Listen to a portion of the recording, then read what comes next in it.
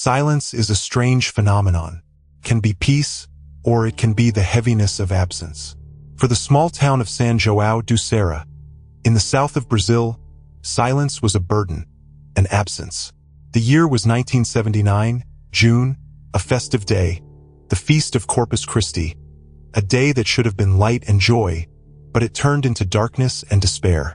8 boys, altar servers, aged 10 to 14, simply vanished right in the middle of the procession.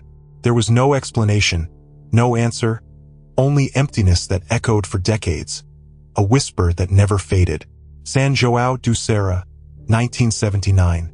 A quiet town nestled among rolling hills and green fields. Life here flowed to the rhythm of nature and the ringing of the bell in the church of St. Anthony. The church was the heart of the community. Its stone walls had witnessed generations of births, weddings, and farewells. Father Marcelo, a wise and kind man with gray hair and a welcoming smile, was the spiritual pillar of the town. He knew everyone, and everyone knew and respected him. The church garden was an oasis of peace. It was lovingly tended by Father Marcelo himself and Julio, the church gardener. Julio was a simple man with calloused hands and a pure heart. He spent most of his days among the flowers, trees, and flower beds. He loved every piece of this land, every plant. For him, this garden was more than just a job. It was his home, his extension. The altar servers were the joy of the church. 8 boys full of life, full of promise. João, the oldest, 14 years old, had a sense of responsibility that made him a natural leader. Pedro, 16, was always ready to joke around. Mateus, 13, was scholarly, always with a book in his hands. Lucas, 12, was the quietest, a silent observer. Gabriel, 12, had an angelic voice that charmed everyone. Raphael, 11, was full of energy, never stopping for a minute. Felipe, 10, was shy but had a huge heart. And little Daniel, only 10 years old, had wide eyes and insatiable curiosity. They were the pride of their families, the hope of the parish. On that day, the feast of Corpus Christi, the excitement was palpable. The boys gathered in the sacristy, put on their white robes, immaculate. Noise and laughter filled the air. Father Marcelo gave them his last instructions. His voice was calm and full of tenderness. He saw them as his own spiritual children. The procession began promptly at 3 o'clock in the afternoon. The sun was shining. The streets were decorated with colorful sawdust and flowers. The melody of the hymns enveloped the town. People walked with slow and reverent steps, following the cross and the litter. The altar servers walked in front, carrying the censer, the processional cross, and the candles. Their small figures in white were a symbol of purity and devotion. The procession continued its usual route through the central streets, a route approximately 2 hours long. Faith filled the air. When the procession returned to the churchyard, the crowd began to disperse. The last participants entered the church, but something was wrong. The absence became palpable. The altar servers were not there. They had not been seen entering the church. At first, no one worried. They thought that perhaps they had gone ahead to change clothes or that they were playing in the yard. But time passed and the shadows grew longer. Mothers and fathers began to ask, to search. Anxiety turned into panic. They asked Father Marcelo, the neighbors. No one had seen the boys. From the moment the procession turned onto the corner of Peace Street, near the back wall of the church, chaos ensued. Families shouted their children's names, running through the streets in despair. The local police, a modest and unprepared force, were called. The search began immediately. Teams were formed, volunteers joined. Every house, every alley, every inch of the town was searched, but the boys were nowhere to be found. No trace, no clue. The entire town was paralyzed by shock and despair. How could 8 children disappear in the middle of the day, during such a public, such a sacred event? It was inexplicable. The nightmare had become reality. Father Marcelo was inconsolable. He felt responsible for what had happened in his parish, in his church. Days turned into nights, nights turned into days. The search continued tirelessly and fruitlessly. The police expanded the search area, exploring the surrounding forests, rivers, and abandoned buildings. Nothing, absolutely nothing. 8 lives had simply vanished, as if they had been swallowed by the earth. The mystery deepened with each hour, leaving behind only questions and a silence full of pain. Years flew by, then decades. The town of San João do Serra never recovered from this tragedy. The mystery of the altar server's disappearance hung over it like a dark cloud. The boys' parents grew old. Their hearts were full of grief and unspoken questions. They never gave up. They continued to hope, but hope faded with each passing year. Whispers of rumors and speculations spread throughout the town. Many believed that the boys had been kidnapped. Some spoke of an accident, others of possession by evil spirits. But no one knew the truth. The silence was deafening. It was heavy. It weighed on everyone who lived in this town, behind these church walls. Right under everyone's noses, a terrible secret was hidden. A secret kept by one person, a disfigured, evil person. He was the sacristan. His name was Benedito.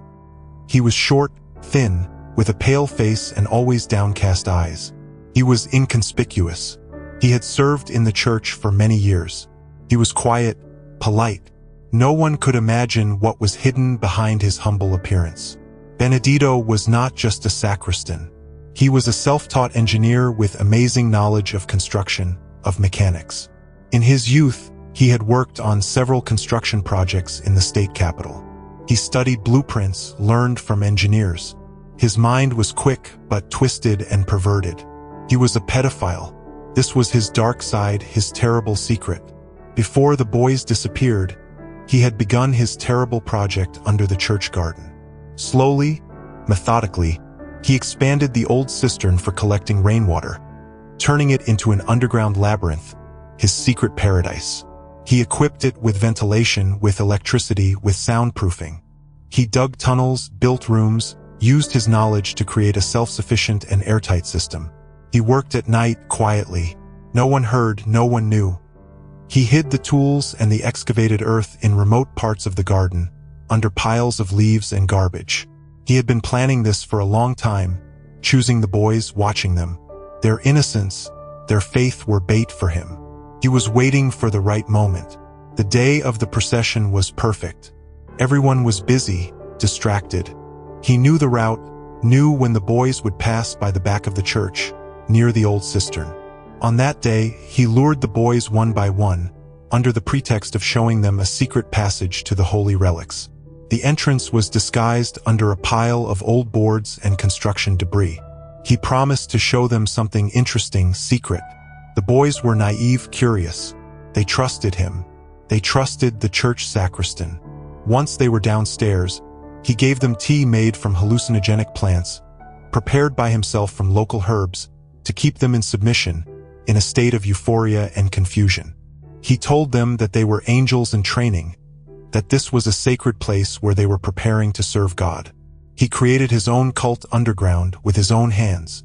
He taught them perverted versions of biblical stories, instilling in them that they were chosen, that their mission was to remain in this sacred place until the time of their ascension.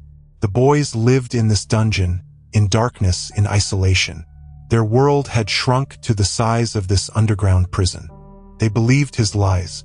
Their minds were clouded by drugs, their perception distorted. They developed their own language, a mixture of Latin and glossolalia, meaningless babbling. It was their way of communicating, their way of surviving. They forgot what the outside world looked like. They forgot their families. Their memories merged with hallucinations. Some of them did not survive. 5 boys died of exhaustion from disease or from overdoses of hallucinogens.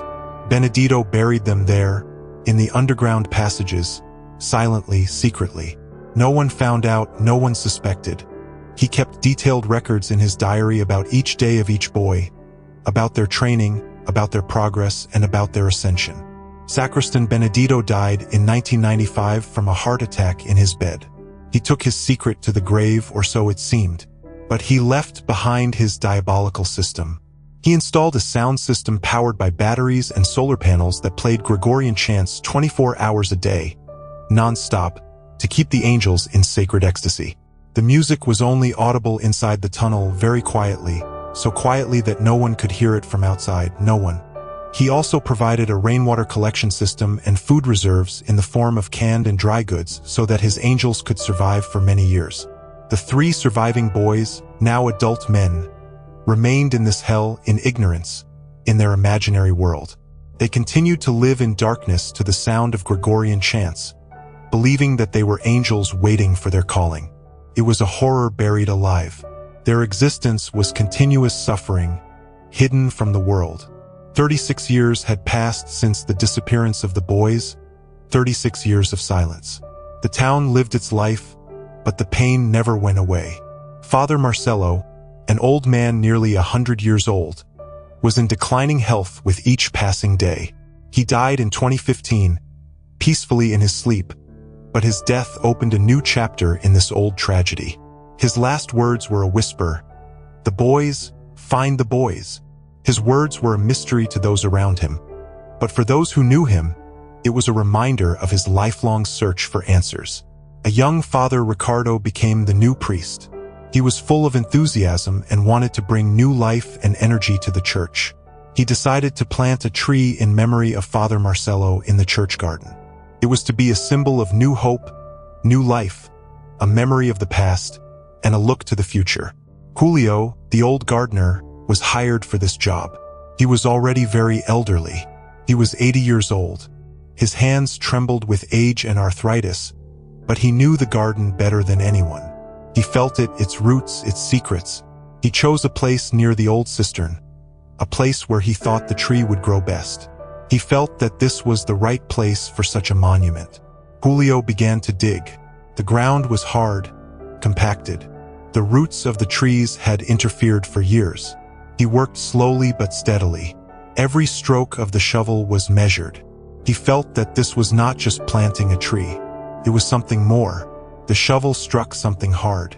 He thought it was a stone, a big stone. He dug harder again and again. It was not just a hard surface. It was a slab, an artificial slab, smoothly hewn with unusual symbols on it. He threw the earth aside. The slab was large and covered with moss, as if it had been there for a long time. His curiosity was aroused. Why was this slab here underground in the church garden where he had worked for decades? He tried to lift it. It was heavy. With difficulty, he lifted one edge. A damp and strange smell wafted from there. The smell of old wood and something else. Something unpleasant, acrid, something like stale air and something organic. He called Father Ricardo. Father Ricardo came. His young face was full of questions. He looked at the slab. He was surprised too. Together, they moved the slab. A passage opened, narrow, dark, leading somewhere down. A cold and strange, faint smell wafted from there. A smell that was impossible to describe, but it was creepy, the smell of death and old dust. Father Ricardo felt uneasy, a foreboding of trouble. He immediately called the local police, but this time he insisted that specialists from the state capital be called. He felt that this was an unusual case, that it was something more. They arrived quickly with equipment and specialists, including forensic experts and psychologists. They carefully descended into the darkness, into the unknown, into what seemed like an ancient crypt. Julio waited outside. His heart was beating fast like a young man's. He was shocked. What could be there underground under his garden, which he considered his home, his second home? He heard voices from afar, and then a scream of terror that echoed from the depths. He realized that something terrible had been found, something that would change everything forever. The moment of revelation was terrible. The police descended into the tunnel. The darkness was absolute, suffocating. They turned on their flashlights. The bright light pierced the darkness and revealed a horrifying scene. It was an entire underground complex, an expanded cistern leading into a labyrinth of narrow passages, cells, rooms neatly dug and reinforced. In one of the cells, human remains were found, 5 skeletons of small children. Some were lying on makeshift beds made of old rags. Nearby lay scraps of white fabric, remnants of cassocks, and rusty medallions. It was them, the 5 boys who had disappeared many years ago. Their bodies were buried here, in this secret hell. The forensic experts immediately went to work. Their faces were pale with shock. Further down the tunnel, they heard a sound, faint, monotonous, incomprehensible. It was Gregorian chants. Quiet, monotonous music that played 24 hours a day, non-stop, underground. The specialists were in shock. Who could have created such a thing and why? Next to the speakers, solar panels were found connected to batteries that powered the sound system. They found another chamber. It was larger, and there they saw three figures, three men wandering in the dim light. They were thin, pale, with long hair and wild eyes. Their skin was translucent. Their bodies were covered in dirt stains and old wounds. They were muttering in an incomprehensible language, a mixture of Latin and glossolalia. It was their way of communicating, their way of existing. They looked like ghosts. They were alive but not living. These three men were the surviving boys, João, Pedro, and Gabriel. They were already between 40 and 50 years old, but their minds, their perception of the world, remained in that childhood, in that nightmare. They believed that they were angels in training. Their psyches had been destroyed by drugs and years of isolation. They were completely immersed in the distorted reality that Sacristan Benedito had created for them. They did not understand who these people with flashlights were. They recoiled from the light, from the loud voices. They tried to hide, huddled in a corner, muttering, "We are angels. We are waiting, we serve." Their eyes were empty, full of fear and madness. Psychologists began to carefully try to establish contact, but words had no meaning for them. They only reacted to the Gregorian chants. Their movements were slow, like sleepwalkers. During a thorough search, evidence was found of the terrible acts of Sacristan Benedito, his personal belongings, his diary, which was hidden in a walled niche. The diary was written in neat handwriting, and in it, he described his paradise, his angels, his perverted faith. He detailed every day with each boy, his training, his rules. He also left detailed blueprints and instructions for maintaining the dungeon's life support system. He had been planning this for a long time in detail. He was a genius of evil. The news of the discovery spread instantly throughout the town. Shock, horror, disbelief replaced the long silence. The parents of the boys, those who were still alive, came to the church with tears in their eyes. They had waited for decades. They had hoped against all hope. Now they knew the truth, the bitter truth, the horrifying truth. The scene was heartbreaking when the survivors were carefully carried out of the tunnel into the light. Their faces aged, but still with the imprint of that childhood, of those sufferings. They closed their eyes to the sun. Their skin was unaccustomed to the light. People cried loudly. It was a cry mixed with grief for those who were lost and relief for those who were found. It was a moment of pure, unbearable emotion. The consequences of the revelation were enormous. The three survivors, João, Pedro, and Gabriel, were immediately taken to a specialized clinic in the capital. Their physical condition was critical. Severe exhaustion, dehydration, osteoporosis due to lack of sunlight. Their skin was extremely sensitive to any touch. Their eyes had difficulty adjusting to the light. Their muscles were atrophied from years of immobility. They required long-term medical treatment and nutrition through intravenous drips. Their psychological condition was even more serious. They were completely disconnected from reality. They continued to mutter in their strange language and believe in their mission as angels. The best psychologists and psychiatrists from different countries flew in to help them. It was an unprecedented case of prolonged psychological trauma and isolation. They were placed in conditions of maximum comfort and safety. At first, any external noise, any bright movement caused them panic attacks. Therapy was long and agonizing. Psychologists worked with them for hours, days, weeks, months. They used special methods to slowly, gradually bring them back to reality. They used music, calming sounds to replace the Gregorian chants. They showed them simple images, introduced them to objects from the outside world. Their process of relearning was slow and painful. They learned to speak again, to walk, to eat ordinary food, but the hardest thing was to teach them to understand what had happened, that they were victims, not angels. Sacristan Benedito. His name became a symbol of evil and betrayal. His actions shocked the entire country and even the world. The police conducted a massive investigation. Additional evidence of his crimes was found. His diaries, his notes showed the full extent of his perverted psyche and his methodical planning system. He was dead and escaped trial, but his name remained forever in history as the name of a monster, a symbol of hidden evil. The Church of St. Anthony suffered from this revelation. Its reputation was severely tarnished. People doubted the faith, doubted the priests. Many stopped going to church or went with caution. Father Ricardo did everything possible to restore trust. He opened the church to the public for explanations, for repentance. He held special masses for healing and reconciliation. He prayed every day for the souls of the missing boys, for the survivors, and for the healing of the town. The town of San João do Serra slowly began to recover from the shock. The families of the deceased boys finally received closure. They could bury their children with dignity, with tears and prayers. It was a difficult moment, but necessary for their souls. Public funerals were held. The entire town gathered to honor the memory of the innocent. Julio, the old gardener, became a national hero. His accidental discovery led to the disclosure of this terrible secret. He could not believe that this was all happening under his feet, under his garden, which he loved.